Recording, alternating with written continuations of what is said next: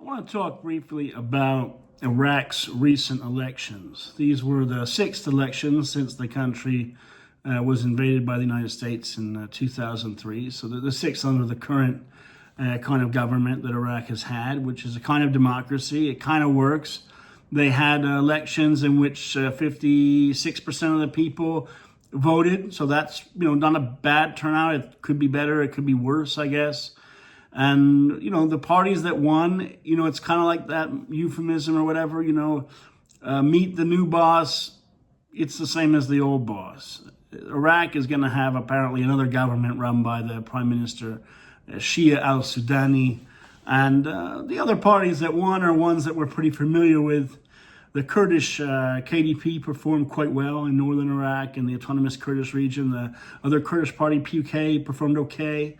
And, they will continue, of course, to have their influence in Baghdad, but they suffer a bit under the current system somehow, because even though when their vote is a high turnout, they don't seem to get as many mandates as they should. And then you have other parties that are basically linked and friendly to Iran, like one party is connected to Asayab al-Haq, which is run by Qais Khazali and others.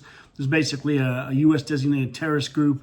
You have another party called Badr, which is run by Hadi al-Amri.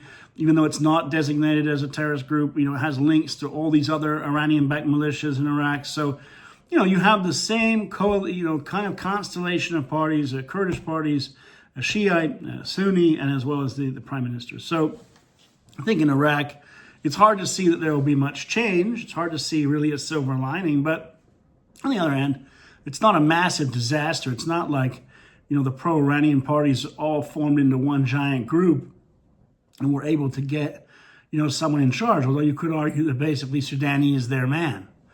But nevertheless, some of those pro-Iranian groups tend to be slightly divided in some ways. So they don't all run under the same thing. But the sense is, Iraq will just continue to suffer from corruption and the diversion of state resources to this pro-Iranian groups or companies and things like that.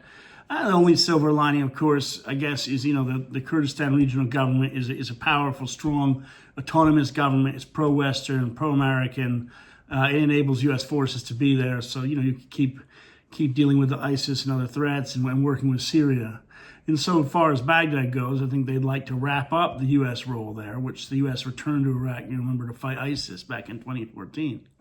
And, insofar as if the U.S. wraps up some of its presence is relatively minimal, I think, in places like some of those bases where the U.S. redeployed anyway from some of them. So, that's the current situation, and it will probably continue. But it does also seem the Iranian militias are a bit, they're holding back. They have not been attacking U.S. forces, I think, because they know that the wrath of the Trump administration would be pretty strong. So, they're holding back and just trying to digest Iraq. They've been digesting it for a decade, like an anaconda, digests a sheep or a deer or something.